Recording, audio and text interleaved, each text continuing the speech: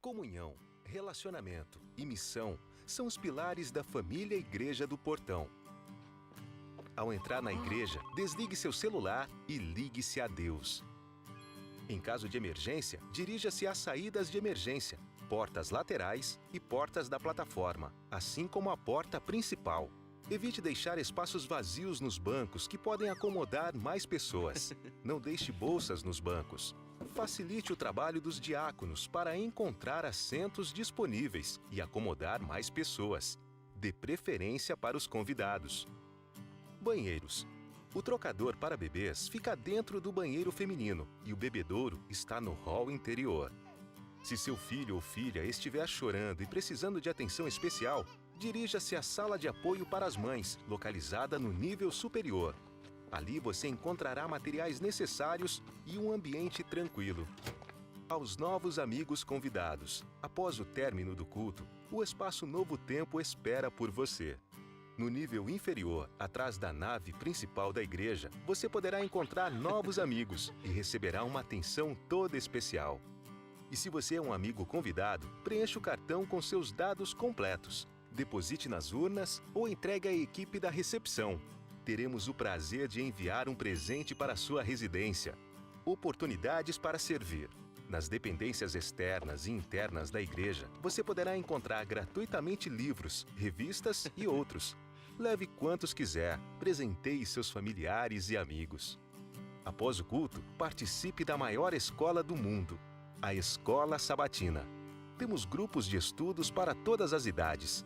Faça parte dessa turma. Estacionamento. Procure estacionar seu veículo otimizando ao máximo os espaços e atente para os horários de abertura e fechamento. Sábados, das 8 às 9h15, das 10h45 às 11h e das 11h45 às 12h15. Domingos, das 19h30 às 20h15 e das 21h às 21h30. Quartas-feiras, das 19h30 às 20h15 e das 21h às 21h30. Colabore sempre com a equipe de apoio na recepção e no estacionamento. Eles estão servindo voluntariamente e merecem nosso respeito e apreço. Louve ao Senhor com toda a reverência e de todo o seu coração.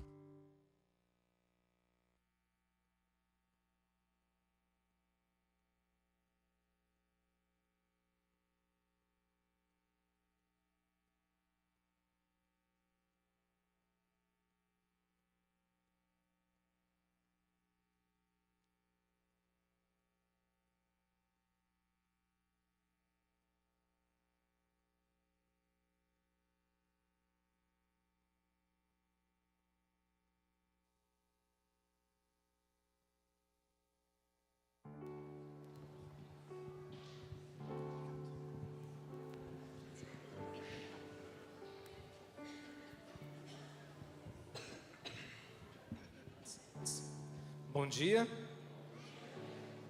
Que bom que você está na casa do Senhor essa manhã. Que tenham todos um feliz sábado, que você se sinta bem aqui, que você possa esquecer os problemas que te cercam a semana e que você possa se concentrar na adoração nessa manhã. Que você possa trazer o seu dízimo, sua oferta com alegria e júbilo no coração. O Salmo 73 de Asaf fala do porquê que o ímpio prospera e porquê que o justo nem sempre anda tão bem nos seus caminhos. É interessante como ele faz as abordagens das situações e ele começa olhando para si mesmo, olhando para dentro de si para identificar os problemas que comete em sua vida. Depois ele olha ao seu redor e verifica por que as situações são dessa forma. Ele começa a confabular e refletir. Então, olhando para dentro de si, olhando para fora de si, para as circunstâncias, ele não chega a conclusão nenhuma. Mas interessante, quando ele chega num determinado verso, que ele fala que quando ele entra na casa do Senhor, quando ele entra no templo, ele começa a entender por que as coisas são assim. Hoje, você tem a oportunidade de estar na casa do Senhor, na casa do seu Pai. E essa é a oportunidade de você, junto conosco, adorar e louvar o seu nome. E entender, porque existe um conflito, uma batalha entre o bem e o mal. E ela é a resposta para todas as indagações da sua vida. Sabe o que é mais importante?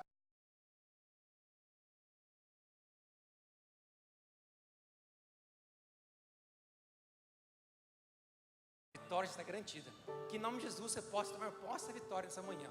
Nos coloquemos em pé e participamos junto do louvor agora.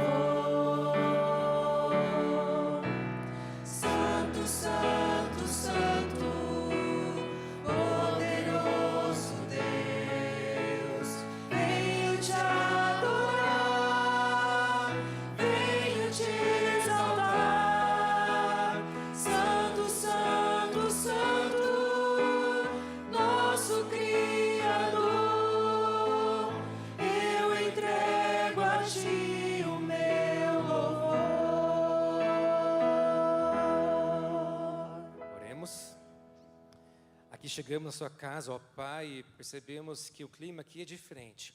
O ambiente já nos abraça, nos acolhe, porque a sua presença se faz manifesta aqui nessa manhã. E queremos aqui, Senhor, então, prostrado diante de Ti, com o nosso coração, entregar o nosso louvor, a nossa gratidão, e prestar um culto de gratidão a Ti também, Senhor. E que tudo aquilo que acontecer nesse dia seja para a honra e glória do Teu nome. É o que pedimos e agradecemos. Por Jesus, amém.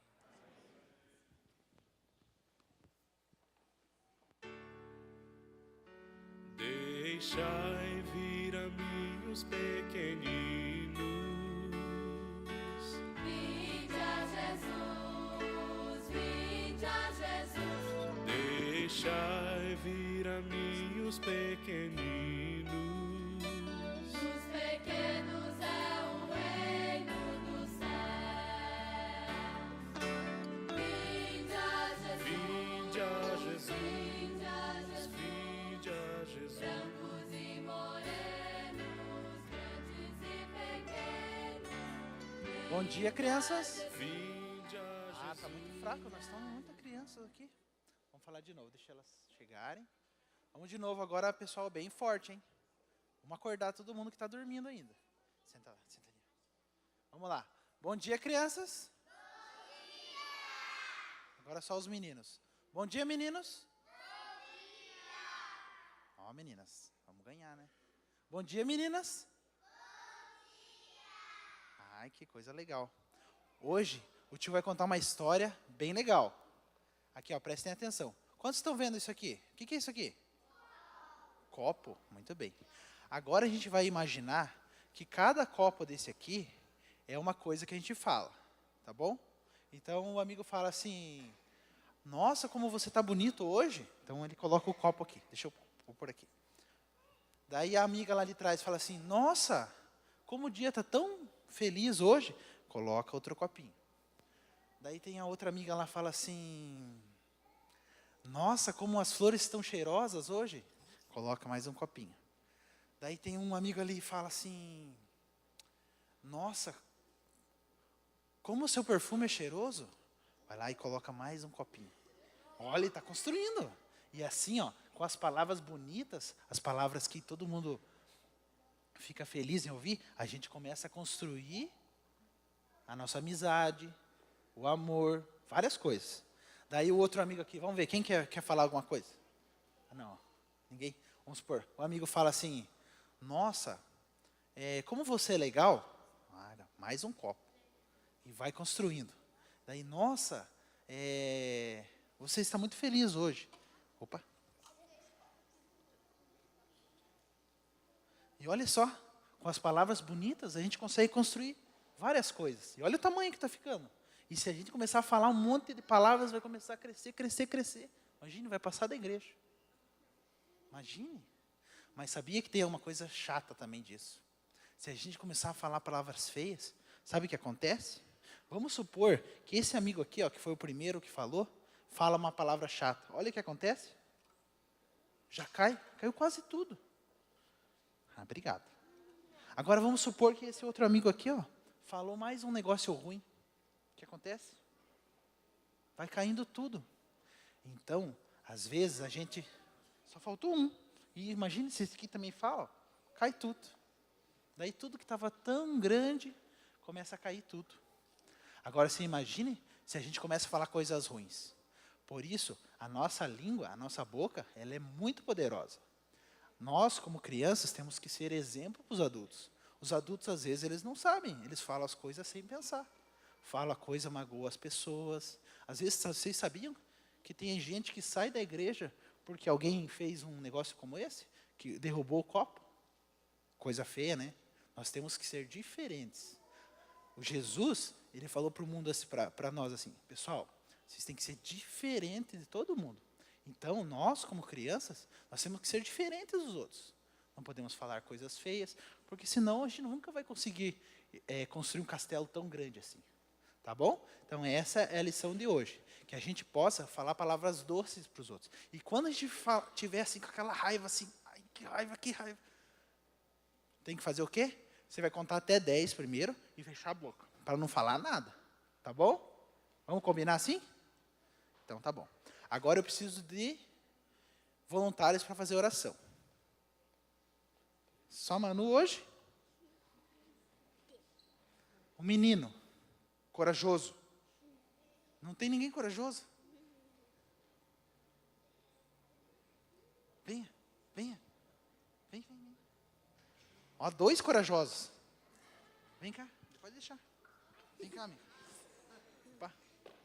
A Manu primeiro, que é primeiras damas. Fecha os olhos que a gente vai fazer o Papai do Céu agora. Querido Jesus, muito obrigado por esse dia. Abençoe esse sábado, que nos ajude a falar coisas boas, não coisas feias. Em nome de Jesus, amém. Amém. Agora o amigo aqui. Jesus, muito obrigado por esse dia de sábado que o Senhor nos dá. Abençoe a igreja, abençoe todo mundo. Em nome de Jesus, amém. Senhor Jesus, obrigado. Esse sol tão lindo. Esteja conosco. Que a gente possa falar coisas boas. Em nome de Jesus, amém. Agora vocês vão pegar a pastinha de vocês lá, para a gente ir para escutar a historinha dos pais. Vai vir a mim os pequeninos. Vinde a Jesus, vinde a Jesus. Deixai vir a mim os pequeninos. Os pequenos é o reino do céu. Vinde a Jesus, Vinde a Jesus, vinde a Jesus. vinde a Jesus. Brancos e morenos, grandes e pequenos. Vinde a Jesus, Vinde a Jesus, vinde a Jesus. dos pequenos é o reino do céu. Bom dia. Feliz sábado a você. Feliz sábado também àqueles que acompanham pela internet. Que Deus abençoe muito o seu dia e que você tenha um sábado agradável na presença do Senhor. Esse é um momento especial para nós, porque nós iremos... Eu quero chamar aqui à frente a Laura. Cadê a Laura? A Laura está aqui presente, já está aqui. Eu quero chamar a Laura, eu quero chamar a mãe Mara, eu quero chamar a avó Neuza Martins. Deixa eu ficar desse ladinho, senão vocês não vão ver ela aqui. Vem aqui, querida, vem cá. Aqui, ó. Aí, olha só que linda, né, gente? Por favor, pode subir aqui, gente. Ficar do ladinho da Laura. Esse é o momento que nós vamos fazer a apresentação a Deus, a apresentação da Laura a Deus. E antes de eu falar algumas palavrinhas, você vai ver algumas fotinhos engraçadinhas dela aí, né? Antes de falar algumas coisas, eu só quero explicar o porquê que nós apresentamos crianças na igreja. Em primeiro lugar, nós apresentamos as crianças na igreja como um ato de reconhecimento a Deus pela vida. Deus é o doador da vida. E ao apresentarmos nossos filhos perante Deus, estamos reconhecendo que Ele é o Criador. Em segundo lugar, nós reconhecemos, na verdade, a nossa gratidão diante de Deus. Estamos sendo gratos a Deus por Ele ter nos dado essa bênção e esse privilégio e responsabilidade de educarmos uma pessoa para a vida. Nós não batizamos crianças em tenridade. Geralmente, comunidades cristãs que seguem esse exemplo, o seguem por uma compreensão equivocada sobre o pecado. Nós não cremos que as crianças herdam a culpa de Adão. Elas não herdam a culpa de Adão. Elas, assim como nós, herdam as consequências do pecado. Então, logicamente, a criança não é culpada por aquilo que ela não fez. Então, geralmente se entende que a criança precisa ser batizada para ser absolvido da culpa. Em primeiro lugar, ninguém escolhe nascer. Segundo, muito menos nascer pecador. Se Deus fosse condenar uma criança assim, porque nasceu então Deus não seria amor, seria tirano. Mas na verdade, todos nós, infelizmente, nascemos com as consequências do pecado, é verdade. A natureza pecaminosa está em nós, mas nós apresentamos a Deus para pedir sabedoria, para que Ele nos dê sabedoria. E quarto, e o mais importante, fazer um conserto diante de Deus. E nesse momento eu gostaria de ler uma passagem da Bíblia, se vocês quiserem acompanhar, Deuteronômio capítulo 6, verso 4 a 7. Agora eu vou dirigir minhas palavras para a mamãe, para a avó. Muito obrigado pelo privilégio desse momento. Gosto muito dessa família, gente. Muito dessa família. Toda semana estamos lá, juntos, reunidos no estudo da Bíblia. E eu vou ler essas passagens, esses versículos, por favor. Acompanhem comigo, diz assim. Ouve, Israel, o Senhor nosso Deus é o único Senhor. Amarás, pois, o Senhor teu Deus de todo o teu coração, de toda a tua alma, de toda a tua força. Estas palavras que hoje te ordeno estarão no teu coração. Tu as inculcarás a teus filhos. E delas falarás assentado em tua casa, andando pelo caminho, ao deitar-te, ao levantar-te. Eu gostaria de fazer algumas considerações em cima desse texto. A primeira, de quem, segundo a aliança que Deus faz com o seu povo, de quem é a responsabilidade de ensinar que Deus é o único Senhor e que deve ser amado de toda a sua força e de todo o seu coração. Perceba aí no texto. Tu as inculcarás a teus filhos. Primariamente, Mara, vovó, igreja. Primariamente, o papel de ensinar a criança a amar a Deus de todo o seu coração é o papel dos pais. Não é da igreja, não é dos professores, não é dos líderes religiosos, não é da sociedade, mas primariamente dos pais. Mas note uma coisa, tu inculcarás aos seus filhos, mas perceba aquilo que diz antes, essas palavras estarão no teu coração. Nós não podemos dar daquilo que nós não temos. Nós nunca poderemos ensinar para os nossos filhos aquilo que nós não aprendemos. Como que nós vamos dizer para os nossos filhos andar por um caminho que nós ainda não trilhamos por ele? Então, querida Mara, vó, que Deus abençoe vocês, para que vocês possam ensinar para Laura daquilo que o Senhor colocou no coração de vocês. E nesse momento, encerro dizendo o seguinte, em que momento devo educar os meus filhos? A Bíblia diz, nos momentos informais da vida. Não é em público, não é chamando a atenção da criança na frente dos outros, mas é nos momentos informais da vida, ao levantar, ao se deitar, ao comer, ao andar. É nesses momentos que através dos meus atos, através dos seus atos, vocês estarão ensinando ela qual é o verdadeiro caráter de Deus. Que Deus abençoe nessa tarefa. Vocês gostariam de se comprometer com isso mesmo diante de Deus? Tem certeza disso? Amém. Nós como igreja, vocês também, amigos, de modo secundário, obviamente, primariamente depende dos pais, mas secundariamente depende de nós. Vocês gostariam de se comprometer através de uma vida correta cristã, como exemplo para essas crianças? Vocês gostariam? Posso ver as mãos? Amém. Nós estamos fazendo uma aliança diante de Deus. Eu vou dobrar os joelhos aqui com a família. Vocês podem ficar assentados. Nesse momento nós vamos fazer a dedicação da Laurinha.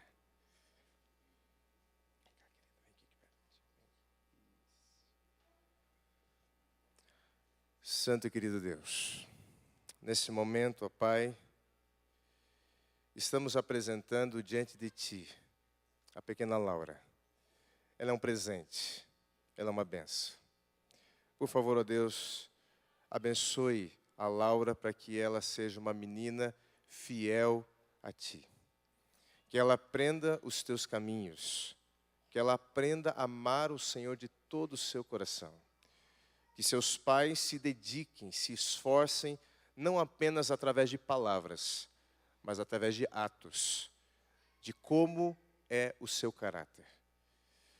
Pai querido, por favor, que ela seja educada, ó Deus, da maneira como o Senhor quer. E que a Tua igreja, nós aqui, ó Deus, também possamos dar exemplos do verdadeiro discípulo de Cristo, para que ela nunca se desvie desse caminho. Abençoe os familiares, abençoe a avó, abençoe as pessoas que estarão fazendo parte da vida da Laura. E pedimos esta bênção, colocamos ela em tuas mãos, reconhecendo a vida e fazendo essa aliança contigo, em nome de Jesus. Amém. Nós temos um presentinho aqui, vou pedir por gentileza aqui, ó. Aquele também, isso. Ó, esse aqui é como se fosse a certidão de que você vai estar acompanhando aqui os passos da Laura durante a sua vida espiritual, vida cristã. Aqui está o nominho dela, tem várias atividades ali que você vai preenchendo, colocando fotos. E aqui nós trouxemos um presentinho diferente. Esse aqui é para você passar tempo com ela, antes de dormir, ao se levantar, com as histórias da Bíblia, só que de uma maneira mais interativa. Aqui você vai ver que você vai poder tirar as coisinhas ali, montar com ela as histórias. É muito legal. Tá joia? Deus abençoe vocês. Laura, Deus te abençoe, querida. Deus abençoe. Vó, Deus te abençoe. Mara, Deus te abençoe. Eu quero lançar um desafio aqui para os pais diante disso. Tem mensagem? Opa, tem a mensagem musical, queridos. Olha aqui, por gentileza. Então vamos aguardar.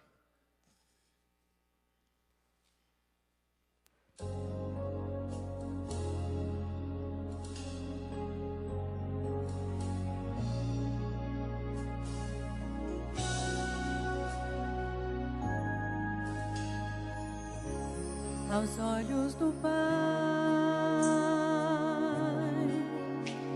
você é uma obra-prima que Ele planejou.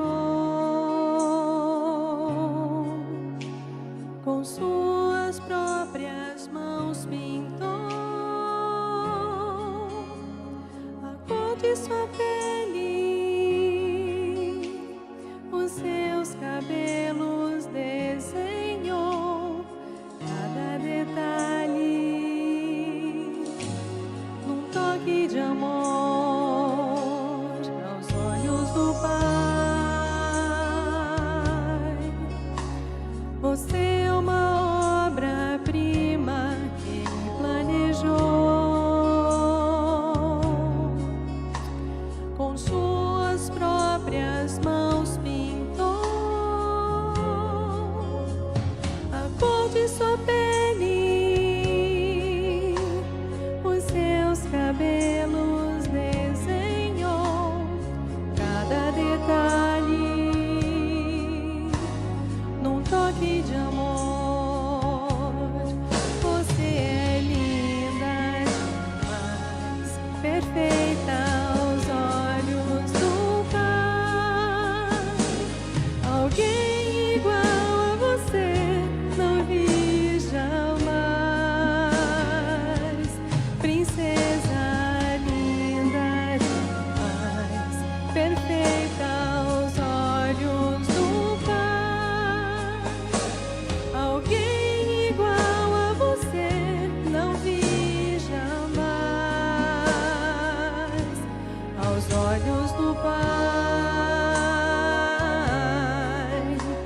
você é uma obra-prima que Ele planejou, com suas próprias mãos pintou a cor de sua pele, os seus cabelos desenhou cada detalhe,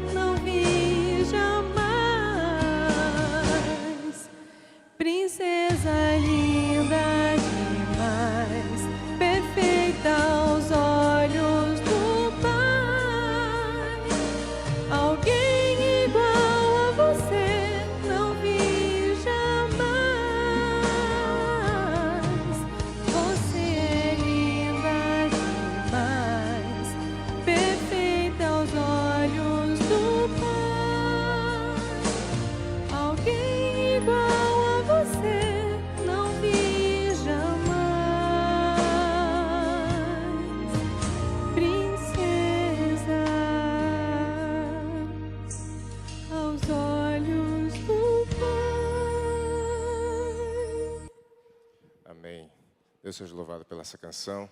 Deus abençoe essa caminhada agora de educação diante de Deus. Eu quero lançar um desafio para os pais. Diante disso, eu tenho recebido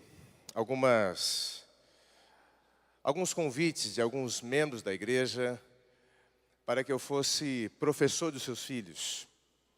E confesso que todas as vezes que eu recebo um convite como esse, para mim sempre é um grande privilégio fazer parte da educação cristã dos seus filhos.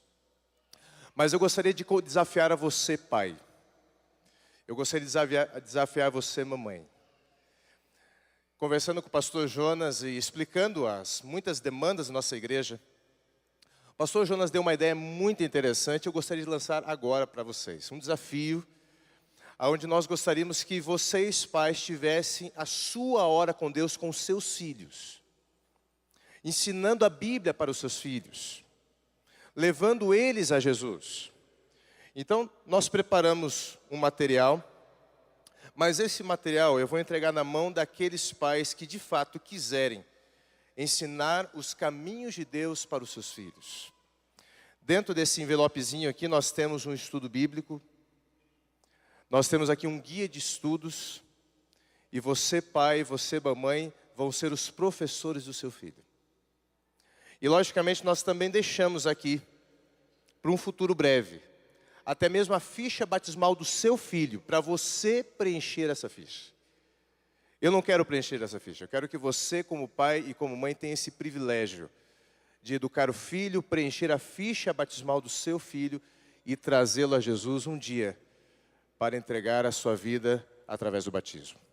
Eu não sei quantos gostariam de aceitar esse desafio, eu tenho aqui pelo menos 30 kits.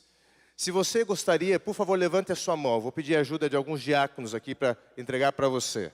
A irmã Nilcilene também. Amigos, por favor, ó. Aqui.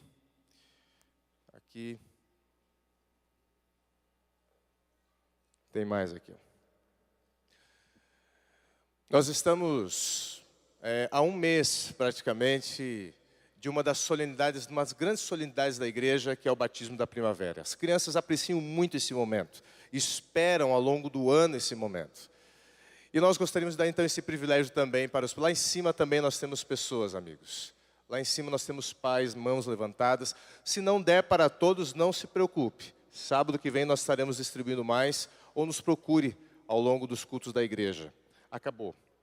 Lá em cima tem pessoas, se tiverem mais... Para aqueles que faltaram, nos procurem. Mas prepare o seu filho. Prepare o seu filho para esse grande momento. Eu gostaria de chamar o Gerson aqui com os comunicados, né? Deus abençoe vocês nessa caminhada.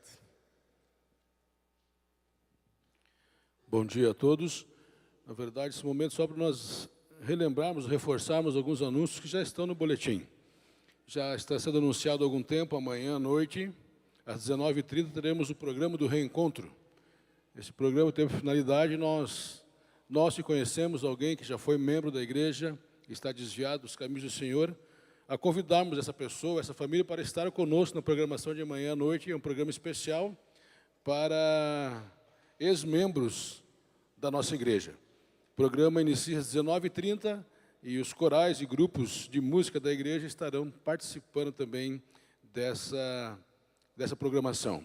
O pastor já falou aqui um pouquinho, também já está sendo anunciado no boletim o batismo da primavera, que acontecerá no dia 24 de setembro. 24 de setembro, às 16h30, aqui na igreja, uma programação especial.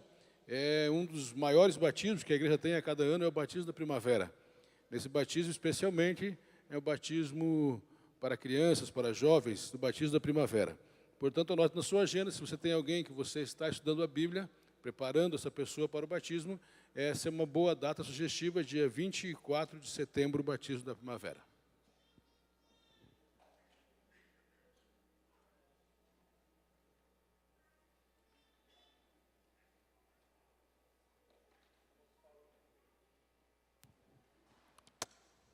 Estamos falando sobre reencontro. Amanhã é um dia que vamos reencontrar aqueles amigos que você já não vê há um bom tempo. Mas chegará um dia que você vai reencontrar aquele amigo que você entregou um folheto, que você falou sobre Jesus. Esse hino que eu vou cantar agora, eu já cantei algumas vezes, mas eles nos mostram isso, que um dia vamos encontrar aquela pessoa que você entregou um livro e que aceitou a Jesus através de um ato, de algo que você fez.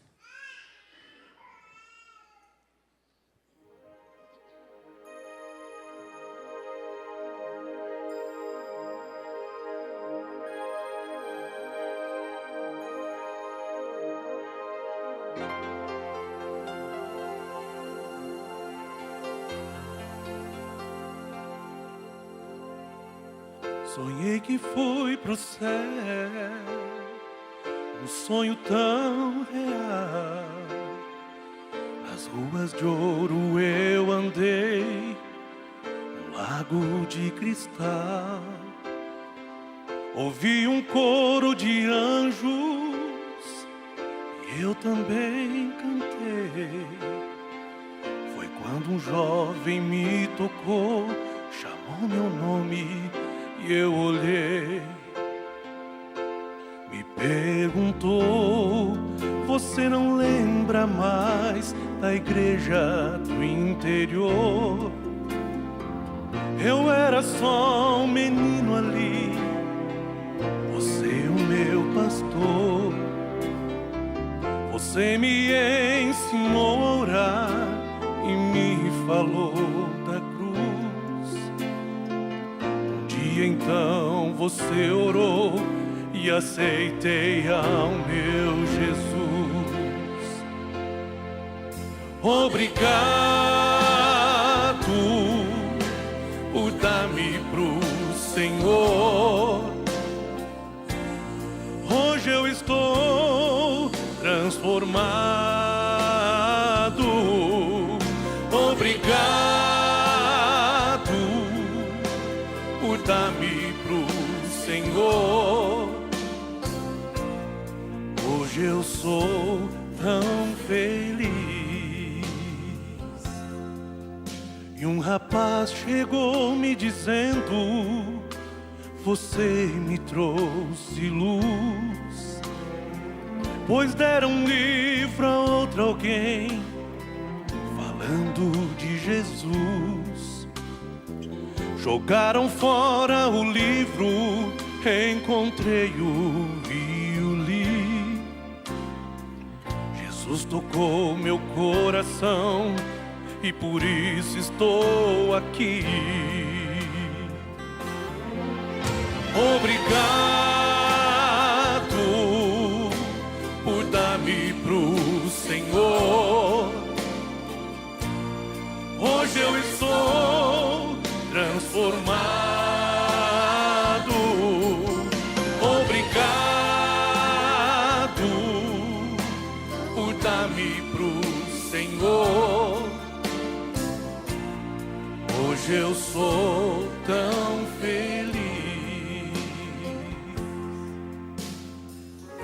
Um a um foram vindo, formando uma multidão. Vidas ganhas porque orei, tive fé e compaixão. Coisas simples e grandes que a vida ocultou. Na terra ninguém viu, mas o céu revelou. Eu sei que lá no céu ninguém irá chorar, mas acho que senti uma lágrima rolar. Jesus então chegou, tocou a minha mão e disse: filho, obrigado por dar teu coração. Obrigado por dar-me pro Senhor. Hoje eu estou transformado. Obrigado por dar-me pro Senhor.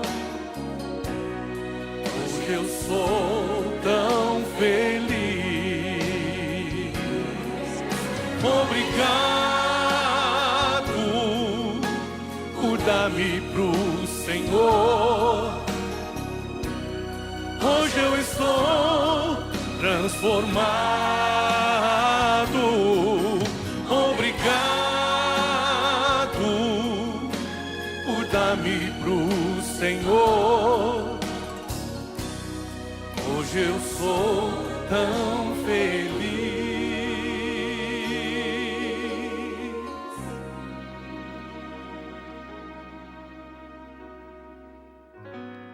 Hoje eu sou tão feliz.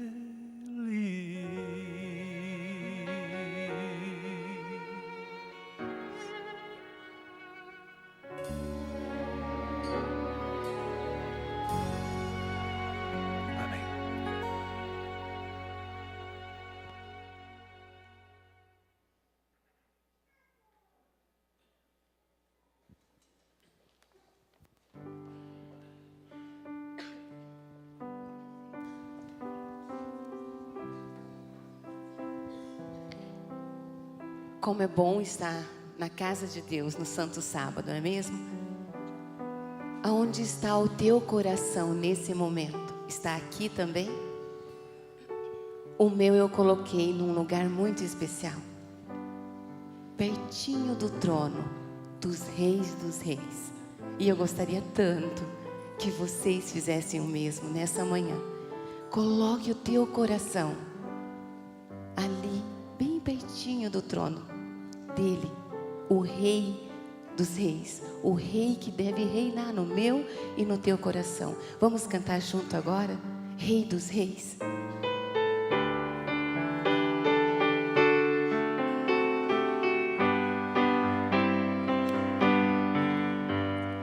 Rei dos Reis, Deus Criador dos céus, honra e glória ao Deus infinito em poder.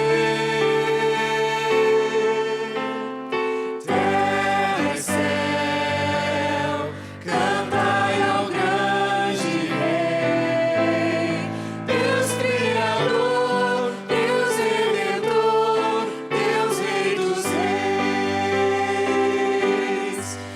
Adorai, glorificai o nome de Cristo. Exaltai, magnificai Jesus o Senhor.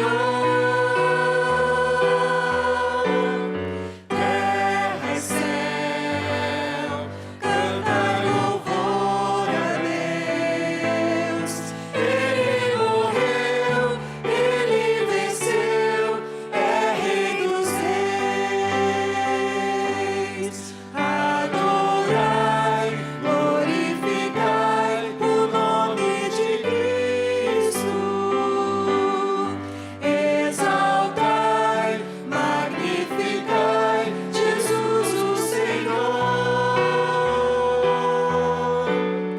Terra e céu, cantai louvor a Deus. Ele morreu, ele venceu, é Rei dos Reis.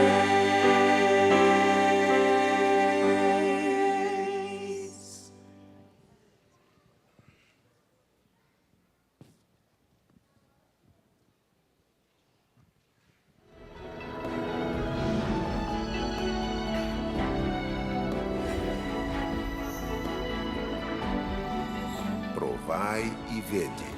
História de hoje: duras provas.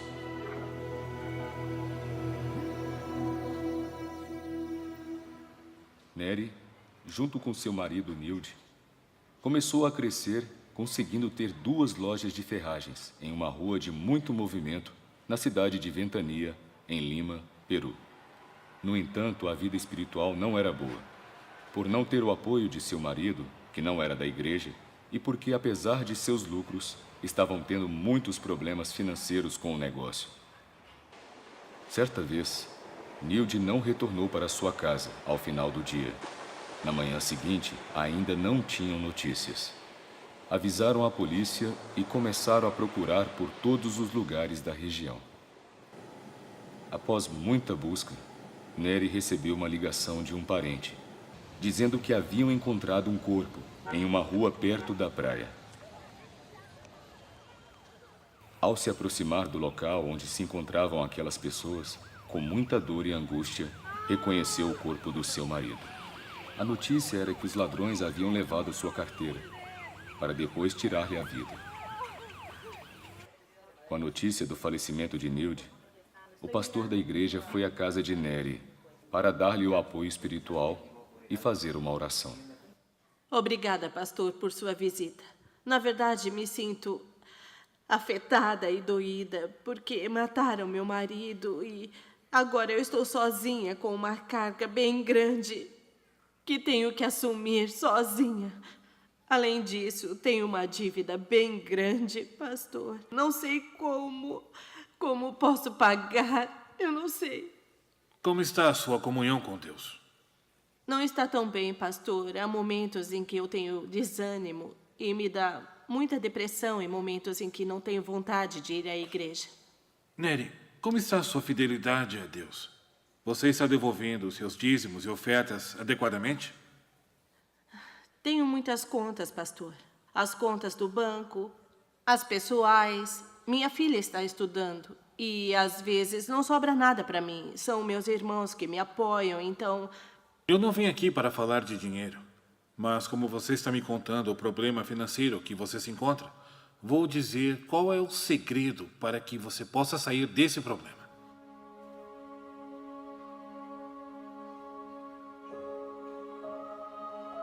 Ela não fez nenhum plano com Deus. Praticamente ignorou as palavras do pastor e seguiu seus próprios pensamentos. Um ano depois, outra tragédia aconteceu na vida de Nery. Um incêndio no posto próximo a uma de suas lojas de ferragens arrasou praticamente com todas as lojas ao seu redor. Tudo foi consumido pelo fogo. E mais uma vez, Nery estava triste e sem forças para seguir em frente. Foi terrível, pastor, e eu estou desesperado. Com 2 lojas, já era difícil pagar as contas, pastor. Agora, com uma só, é muito mais. Não sei de onde vou tirar o dinheiro. Sinto que não vou poder, porque é muita conta, muita responsabilidade para mim sozinha. Eu te visitei e falei sobre a fidelidade. Quero te perguntar, de acordo com a Bíblia, você fez o que o Senhor pede? Não, pastor. Participo na igreja, congrego, estou no grupo pequeno, mas fui infiel. Já pedi perdão a Deus e prometi a Ele que a partir desta data vou devolver a Ele tudo o que lhe pertence. Alguns meses se passaram e Nery consagrou definitivamente sua vida a Deus. Mudou a forma de administrar seus negócios e teve uma grande bênção. Ela conseguiu pagar a dívida que deveria pagar em 2 anos, em apenas 1 ano, e devolvendo o que pertence a Deus. O que mais lhe satisfaz é que toda a sua família está sendo abençoada. Conseguiram resgatar seus irmãos para a igreja e as bênçãos não chegam somente a ela, mas para toda a sua família. Provai e vede. Adoremos agora o Senhor com os dízimos e as ofertas, demonstrando todo o nosso reconhecimento e gratidão.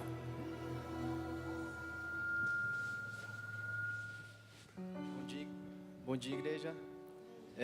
Deus sempre tem derramado bênçãos na sua e na minha vida. E uma das maneiras de a gente reconhecer as bênçãos de Deus é devolvendo a Ele os dízimos e as nossas ofertas. Então, este momento em que os diáconos estarão passando para as salvas, e enquanto eles passam, sentados mesmos, vamos cantar o hino Santo, Santo.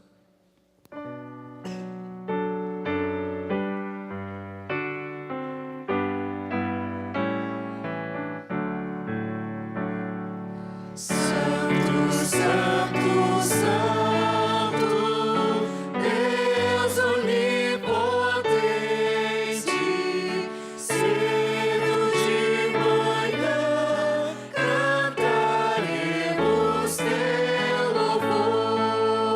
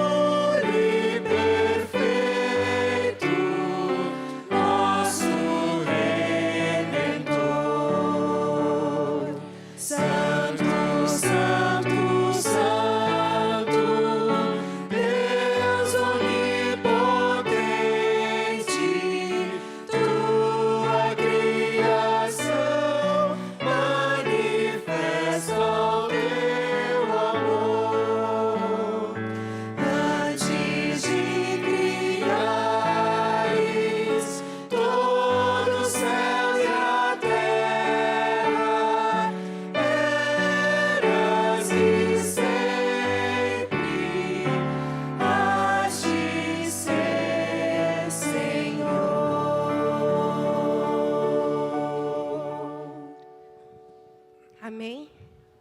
Como é bom louvarmos o nome desse nosso santo e poderoso Deus.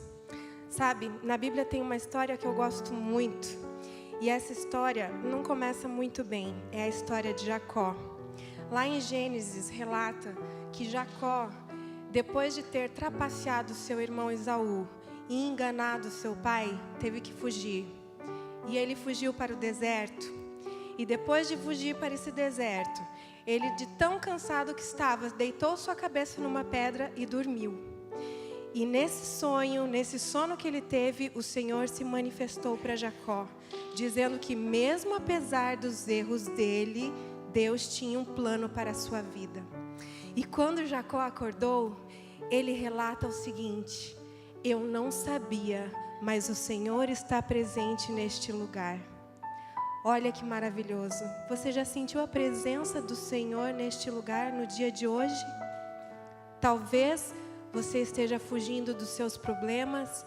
Talvez você veio nesta manhã na igreja hoje só para fugir da sua rotina. Mas mesmo no deserto da nossa vida, Deus nos encontra e diz que tem um grande propósito para mim e para a sua vida hoje. Então aqui, neste santo lugar, lá na sua vida, no deserto dos seus problemas, sinta a presença do Senhor, porque Ele está presente a todo instante. Vamos cantar? Sinto a presença do Senhor. 5, 7, 8.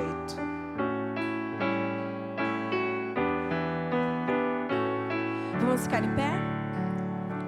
Sinto a presença do Senhor neste lugar, seu poder e sua graça, seu amor.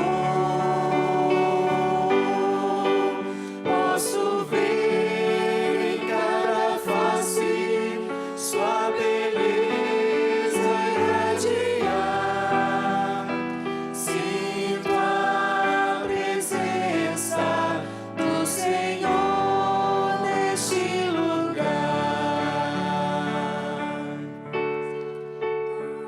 Presença do Senhor neste lugar, seu poder e sua graça, seu amor. Posso ver em cada face sua beleza irradiar. Sinto a presença do Senhor neste lugar.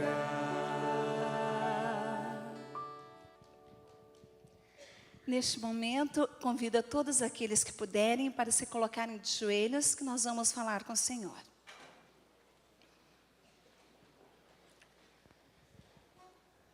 Bondoso e amado Jesus, querido Pai que estás nos céus, muitíssimo obrigado a Deus pela oportunidade que o Senhor nos dá de estarmos aqui neste santo lugar.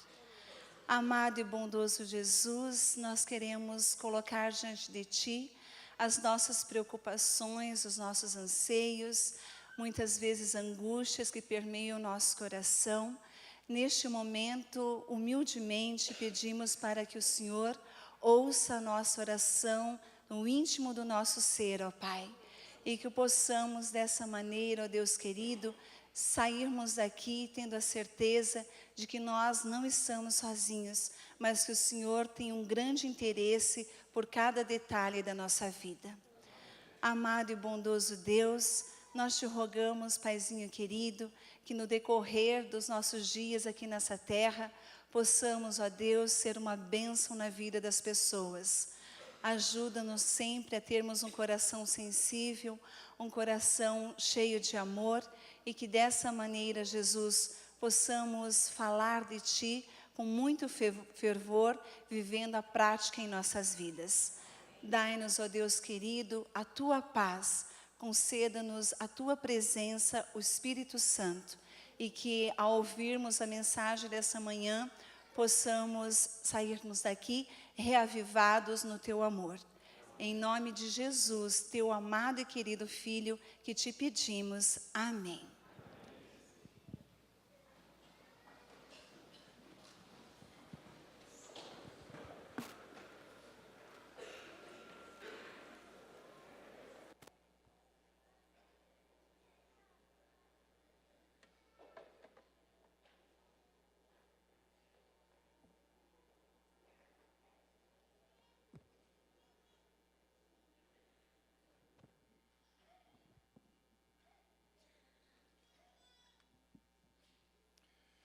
Ok. Mais uma vez, um bom sábado para aqueles que eu ainda não dei. Convido você a pegar a sua Bíblia e abrir no livro de 1 Crônicas. Livro de 1 Crônicas, capítulo 13.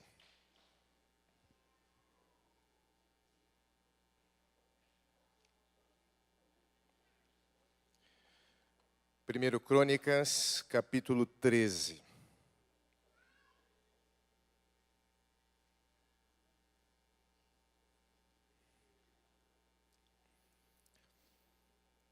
A partir do verso 1, a minha tradução diz assim: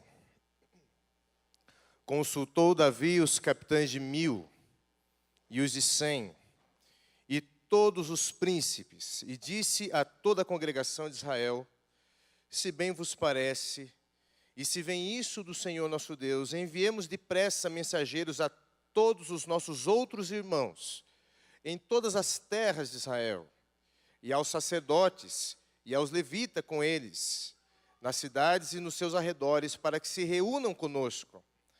Tornemos a trazer para nós a arca do nosso Deus. Porque nos dias de Saul, não nos valemos dela.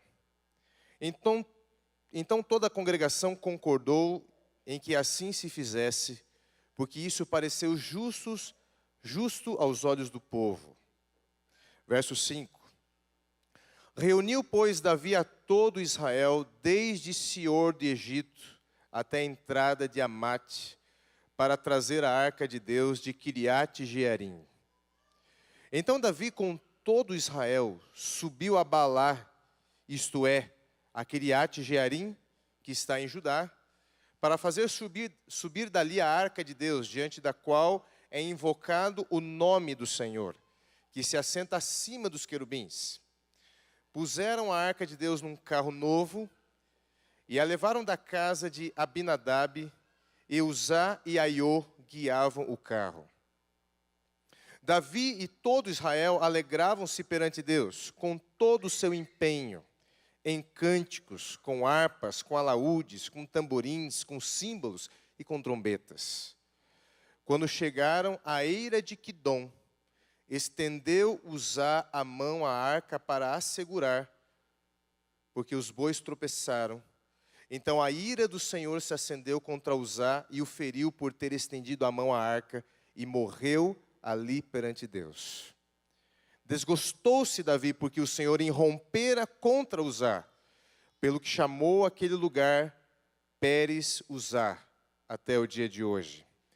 Temeu Davi a Deus naquele dia e disse: como trarei a minha arca de Deus? Pelo que Davi não trouxe a arca para si, para a cidade de Davi, mas a fez levar à casa de Obed-edom, o geteu. Assim ficou a arca de Deus com a família de Obed-edom 3 meses em sua casa. E o Senhor abençoou a casa de Obed-edom e tudo o que ele tinha. Confesso para vocês que esse texto para mim era muito confuso, problemático. Confesso para vocês que ao ler várias vezes essa história, eu ficava admirado com a inflexibilidade de Deus. E se nós olharmos aqui, numa leitura simples, nós emitimos juízo sobre isso. Como não entender Deus como um ser tirano? Como não entender Deus como um ser inflexível? Se nós pudéssemos avaliar aqui friamente a atitude de Uzá, ele seria classificado hoje como uma pessoa proativa. Afinal de contas, ao ver que a arca iria cair da carroça, ele imediatamente age para segurar a arca, numa atitude proativa, e no momento em que toda a congregação estava pronto para aplaudir esse ato de rapidez, de proatividade de Uzá, Deus o mata na frente de 30.000 pessoas.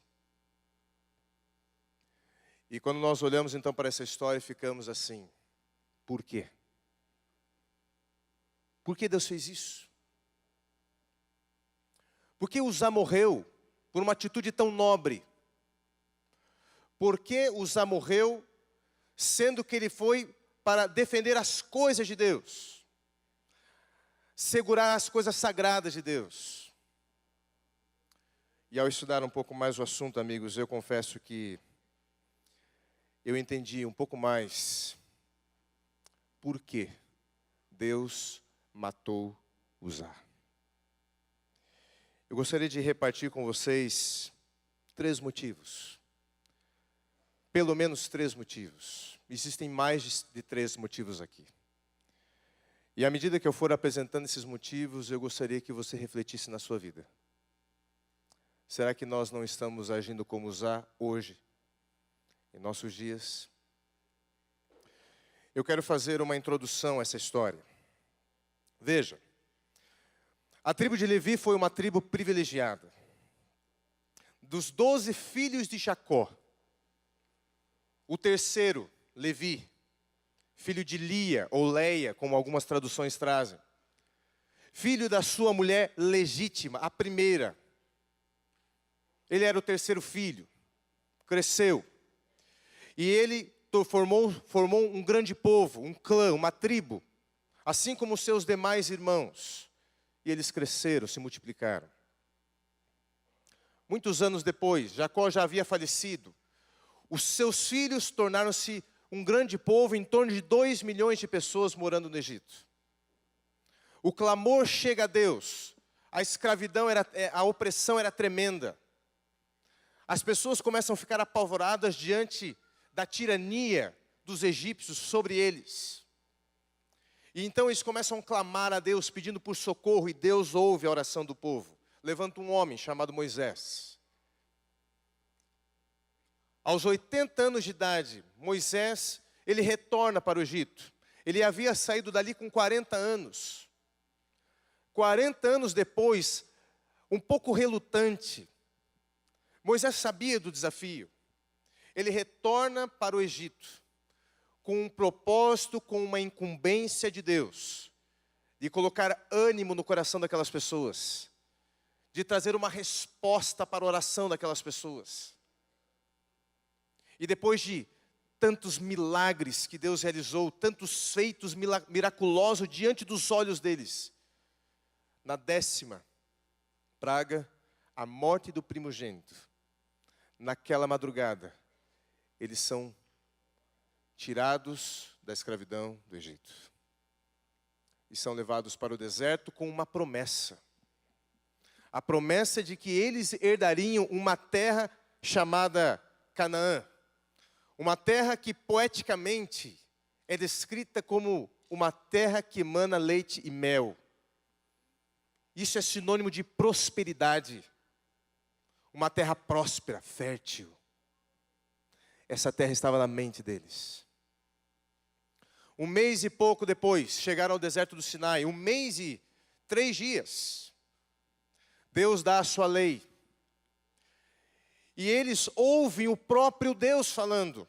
Suas próprias palavras ecoavam. Deus em cima do monte, o povo todo reunido lá embaixo. E Deus começa a pronunciar os 10 mandamentos.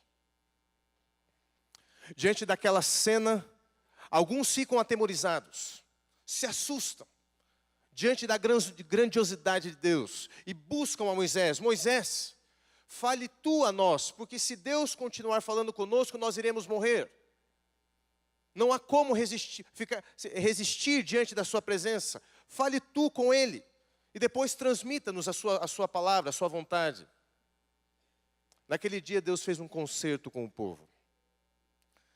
E disse, vocês gostariam que eu fosse o seu Deus? E ele, sim. Então eu serei o seu Deus e vocês serão o meu povo. Mas como numa aliança, um casamento, nós temos que ter estipulações, nós temos que ter leis, nós temos que ter regras. Você já imaginou se não houvesse leis num casamento? Casa daqui 5 minutos está com outra pessoa? Já imaginou uma coisa dessa? Que absurdo. Você entra aqui num pacto de fidelidade, de amor para com essa pessoa, e esse era o pacto que aquele povo entrou com Deus. 40 dias se passaram, Moisés sobe ao monte. Ao descer, ele ouve um barulho tipo Brasil em fevereiro, carnaval. Povo dançando, promiscuidade, orgias, bebedeiras, 2 bezerros de ouro, objetos inanimados, sendo adorados de maneira insana por um povo que bastou 40 dias para se esquecer da aliança que eles haviam feito com Deus e retornaram às suas velhas práticas. Naquele dia aconteceu algo importante. Abra sua Bíblia em Êxodo, capítulo 32. Êxodo, capítulo 32.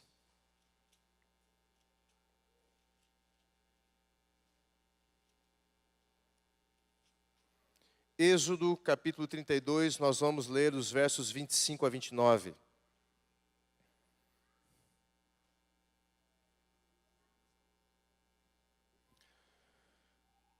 Vendo Moisés que o povo estava desenfreado, olha só a maneira como a Bíblia narra aquele momento. O povo estava desenfreado, pois Arão o deixara à solta, para a vergonha no meio dos seus inimigos.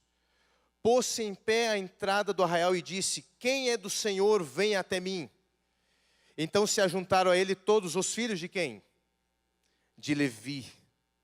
Aos quais disse: assim diz o Senhor, o Deus de Israel, cada um cinja a espada sobre o lado, passai e tornai a passar pelo arraial de porta em porta, e mate cada um seu irmão, cada um a seu amigo, cada um a seu vizinho.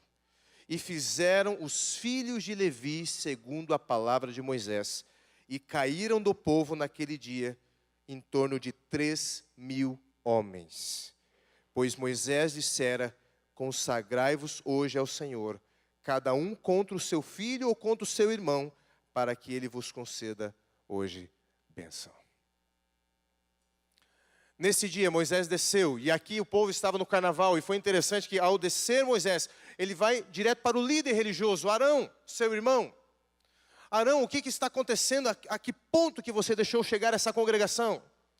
E Arão teve a audácia, a cara de pau de dizer o seguinte: eles me apertaram, e eu pedi ouro para eles, e eu peguei o ouro e joguei na fornalha e saiu esses 2 bezerros, como se fosse algo sobrenatural. É a mesma coisa que eu pegar agora um monte de ferro e jogar no fogo, algum lugar, e dizer: olha, disso nasceu isso. Fantástico. Que explicação. Moisés, obviamente, não aceitou essa explicação mirabolante, hollywoodiana de Arão. Era uma justificativa. Ele sobe em cima de um lugar e diz: aqueles que ainda são do Senhor, venham para a frente. E quem foi? Todos os filhos de Levi. Por causa desse ato, os levitas foram separados por Deus. Por causa da sua fidelidade em não ser conivente com os atos dos seus irmãos, na idolatria. Essa tribo foi separada para cuidar dos ofícios sagrados do templo que iria ser construído. Por causa desse ato de fidelidade, essa tribo foi separada por Deus para os ritos sagrados. Só eles poderiam oficiar os ritos sagrados. Só eles.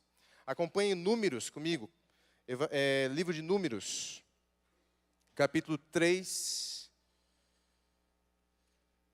Números, capítulo 3.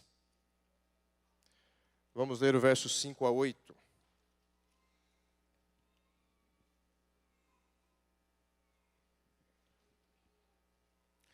Números 3, versos 5 a 8. Diz assim: disse o Senhor a Moisés: faze chegar a tribo de Levi e põe-na diante de Arão, o sacerdote, para que o sirvam e cumpram seus deveres para com ele e para com todo o povo, diante da tenda da congregação, para ministrarem no tabernáculo. Terão cuidado de todos os utensílios da tenda da congregação e cumprirão o seu dever para com os filhos de Israel no ministrar do tabernáculo. Qual era a tribo responsável para cuidar dos utensílios sagrados do tabernáculo? A tribo de Levi. A tribo de Levi. Eu gostaria de mostrar uma imagem para vocês. Como que o acampamento de Israel funcionava. Deus deu várias ordens. Olha só. Aqui no centro está o santuário.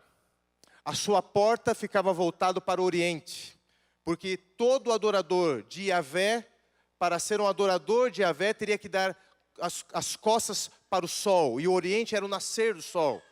O sol era adorado. Para adorar a Deus, era necessário dar as costas ao Deus Sol, como era tido pelos egípcios. E funcionava assim, eram 12 tribos, 3 de cada lado. Mas a tribo de Levi, ela ficava mais próxima do santuário. E você percebe que a tribo de Levi era separada em 3 famílias, 3 grupos. Levi teve 3 filhos, Merari, Gerson e Coate. Desses 3 filhos, então os levitas eram separados nessas 3 classificações. Os descendentes de Merari, os descendentes de Gerson, os descendentes de Coate. E cada um dessas famílias tinha um propósito. Eles tinham uma obrigação, uma incumbência. Os meraritas, eles eram responsáveis por transportar as tábuas do santuário. Os pregos, as junções, a estrutura do santuário. Essa era uma função somente dos meraritas. Apesar de um coatita ser levita, ele não poderia carregar as tábuas, somente os meraritas. Já os gersonitas, eles eram responsáveis por carregar as peles que cobriam a tenda, as cortinas. Eles poderiam carregar essas coisas, mas somente eles poderiam carregar essas coisas. Nenhum outro poderiam carregar, somente os descendentes de Gerson. Precisava ser levita e precisava ser da descendência de Gerson. E os coatitas? Os coatitas, eles eram responsáveis pelos móveis do santuário. Pelo altar, pela bacia de bronze, pela mesa dos pães, pelo candelabro, pelo altar de incenso, pela arca da aliança. Esses móveis só poderiam ser transportados pelos coatitas. Bom, pode passar. Bom, vou passar aqui. Quando eles saíam ali em marcha, era assim que funcionava. Em frente eram os levitas que carregavam a arca. Logo, quem eram? Os coatitas. A arca ia em frente do povo, olha ali. Logo em seguida, 3 tribos. No meio, aqueles que carregavam as cortinas, os gersonitas. E os meraritas com as tábuas ali. E depois, mais 3 tribos, depois o restante dos coatitas, trazendo o restante da mobília do tabernáculo. As outras mobílias. E era de modo organizado como se fosse um exército. Era assim que Deus procedia. Você vai encontrar toda essa explicação no livro de Êxodo, Números. Você vai encontrar essas especificações. Mas, diante de toda essa introdução, a pergunta é: por que Deus matou Uzá? Diante de tudo isso, eu estou trazendo para vocês agora um pano de fundo, para que vocês possam entender a gravidade do ato de Uzá. É muito fácil julgarmos a Deus. É muito fácil emitir juízo quando nós não temos todas as informações. Quando nós vamos ouvir alguma coisa de uma pessoa, você tem que se certificar que uma história tem 2 lados. Ou 3 lados, muitas vezes. A daquele que te contou. A da pessoa pela qual ele está contando. E muitas vezes os 2 são tendenciosos. Você tem que extrair o melhor dos 2. Uma história tem 2 lados. Ou até 3 lados, dependendo. Nós precisamos conhecer o todo. E eu quero apresentar para vocês o primeiro motivo pelo qual Deus matou Uzá. Primeiro motivo, Números capítulo 7. Números capítulo 7, verso 1 a 9.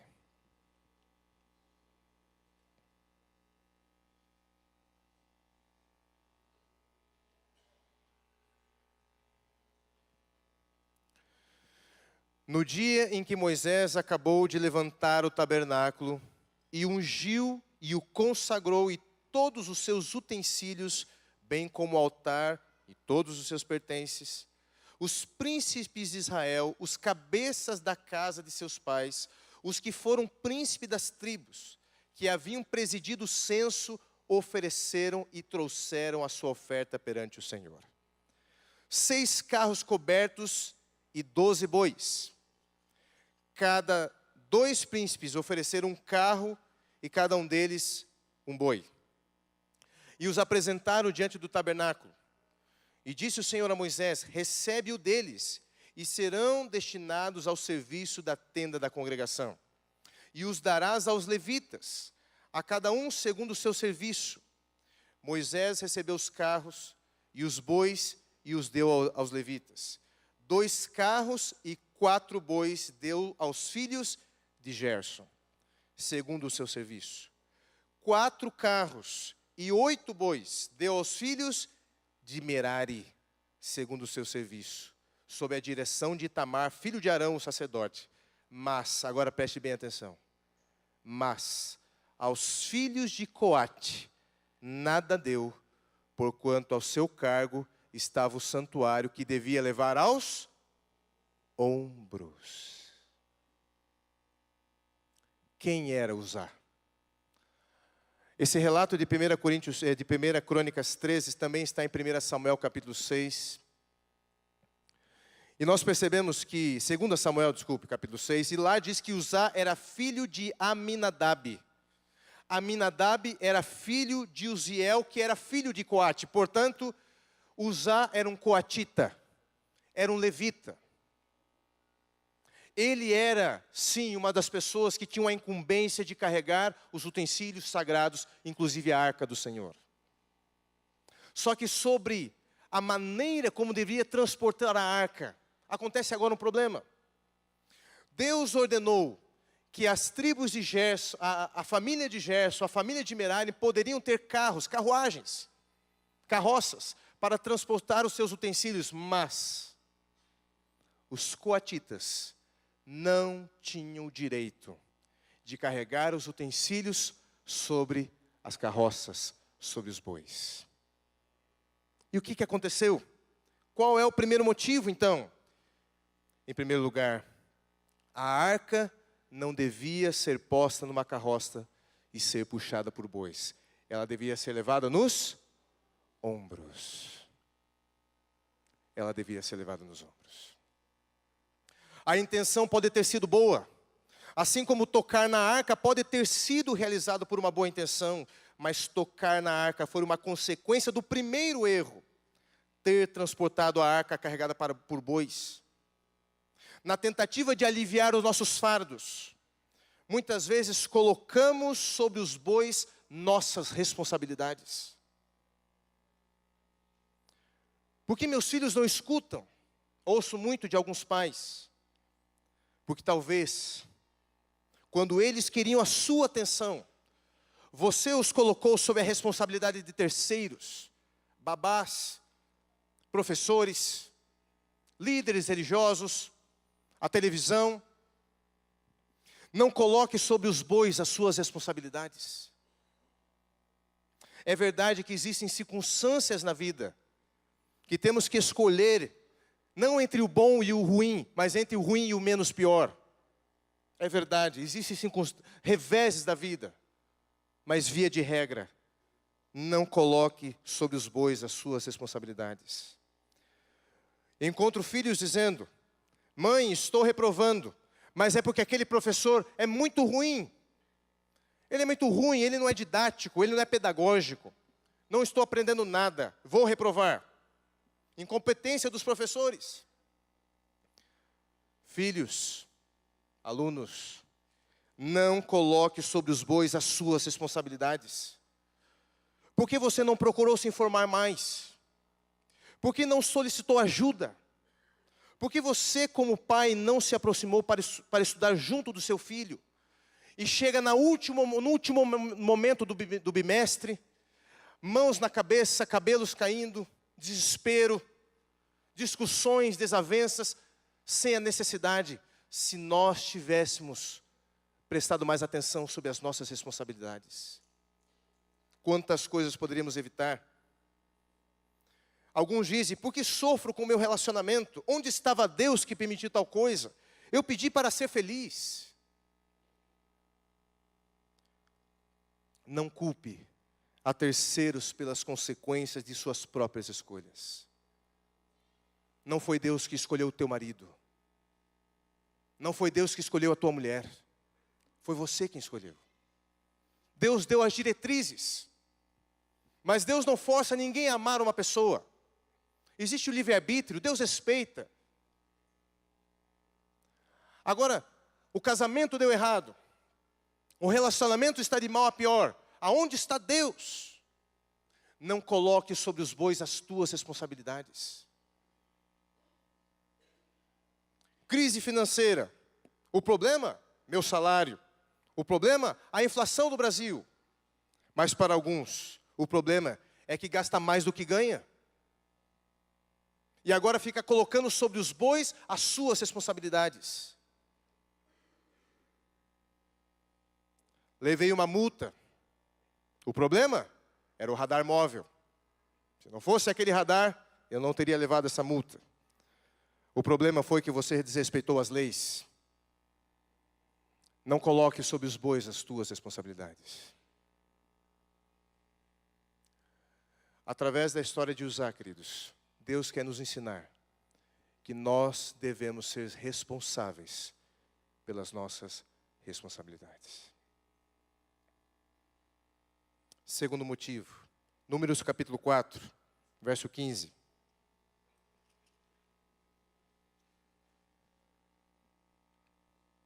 Números 4, verso 15.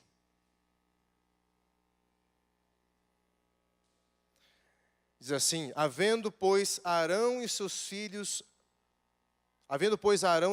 ao partir o arraial, acabando de cobrir o santuário e todos os móveis dele, então os filhos de Coate virão para levá-lo, mas nas coisas santas não tocarão, para que não morram. São essas as coisas da tenda da congregação que os filhos de Coate devem levar. Qual é o segundo motivo? Por que Uzá morreu?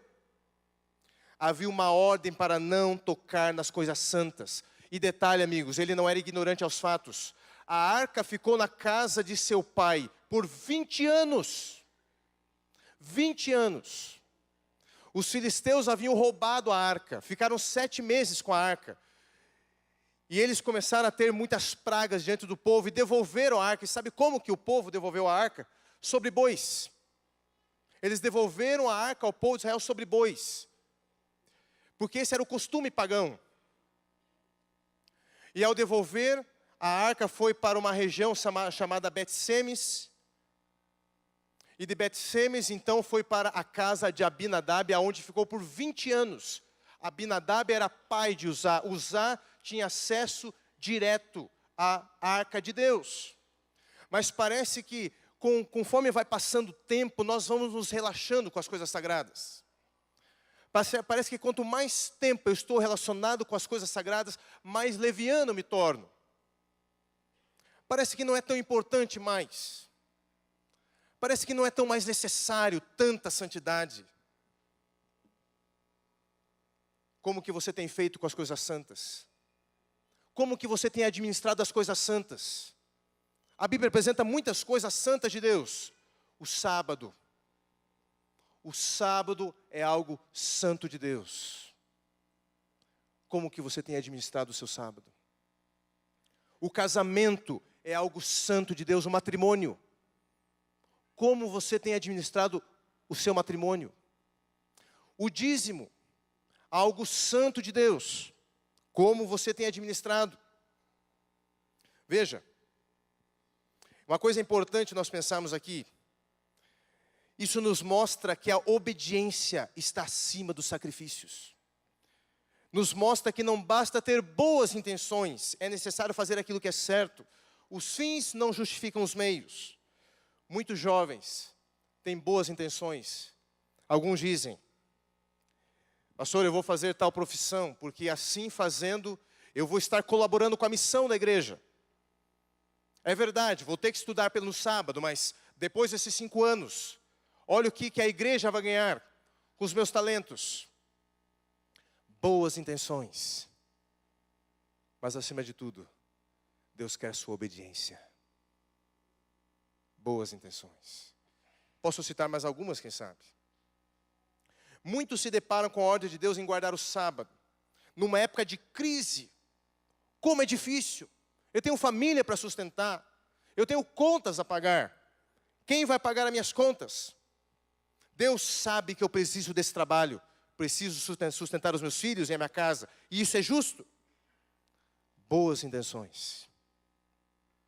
Boas intenções. Mas não bastam. Boas intenções. É necessário fazer aquilo que é certo. Os fins podem ser positivos.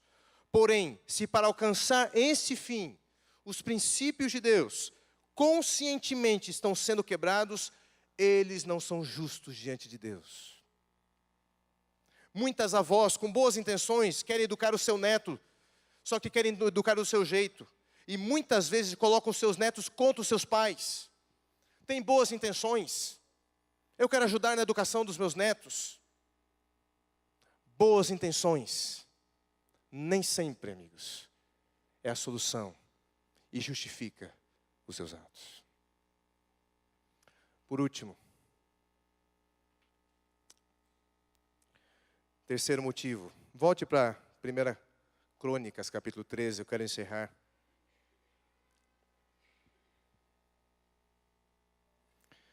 Leia comigo o verso 7. 13, verso 7.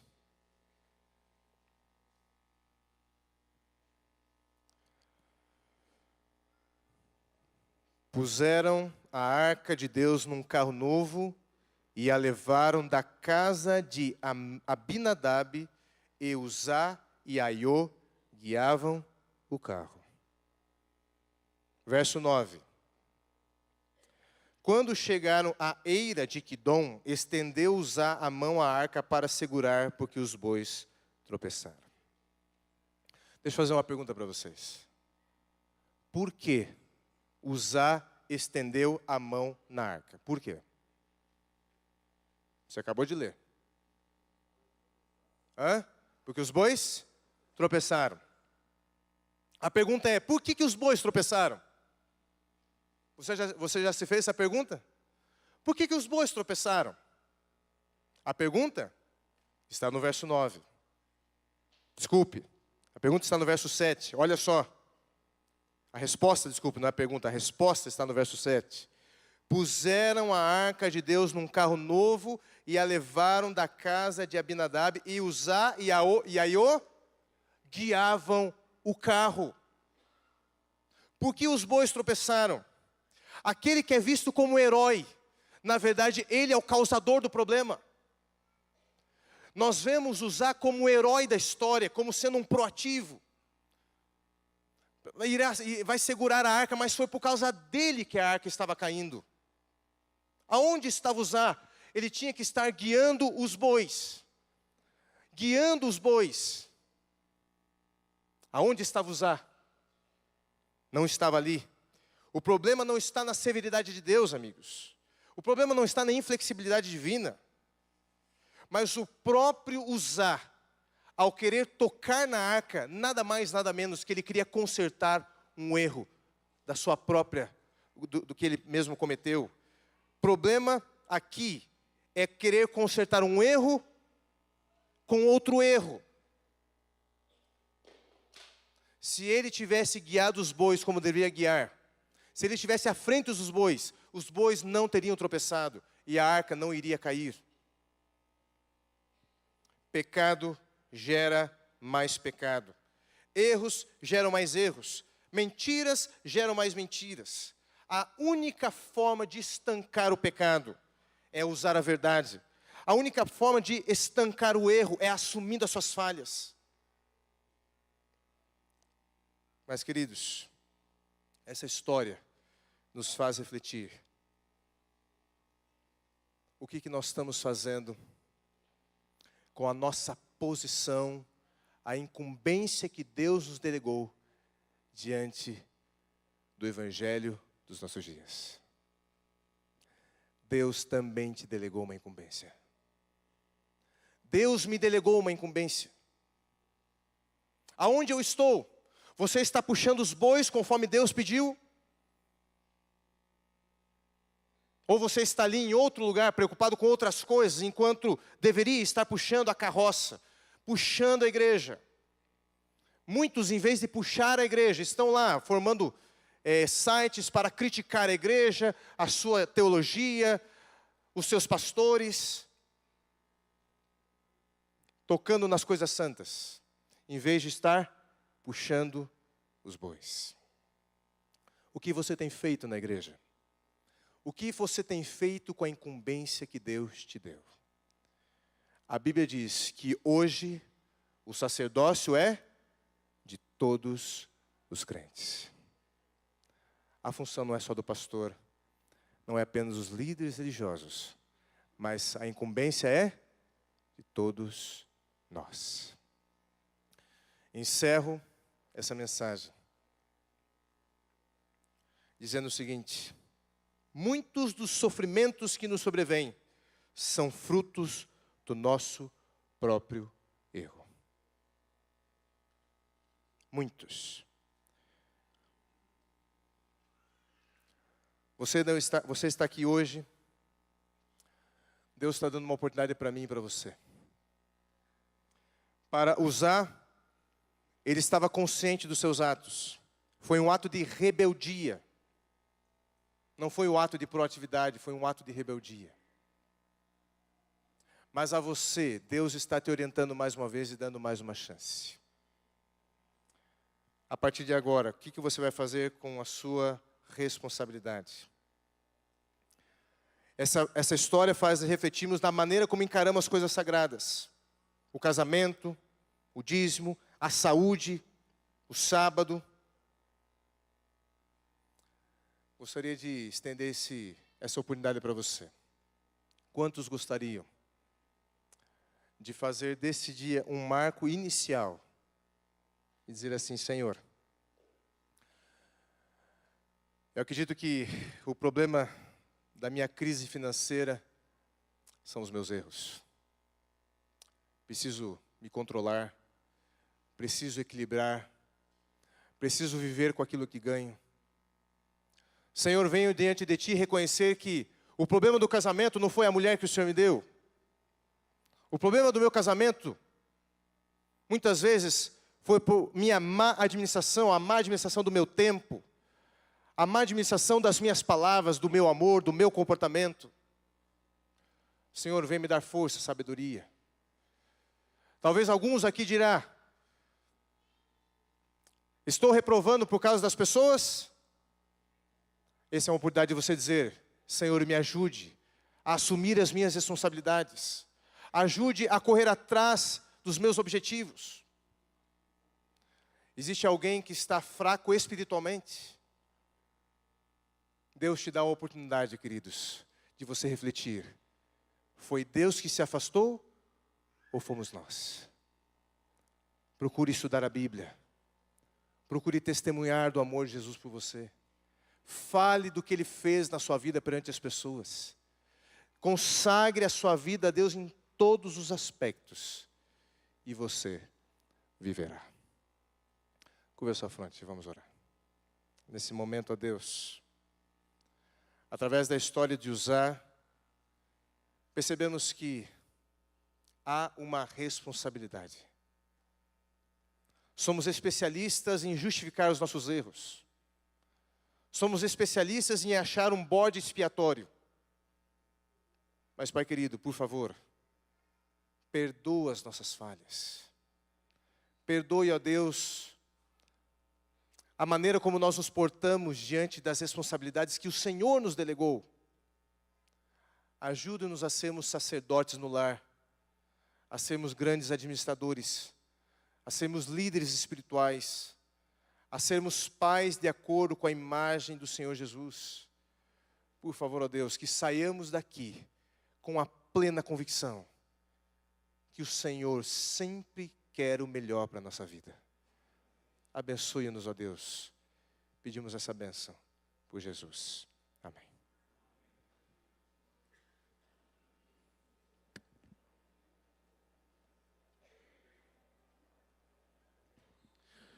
Agradecemos a presença de todos e reforçamos o convite para amanhã, às 19h30, o programa de reencontro.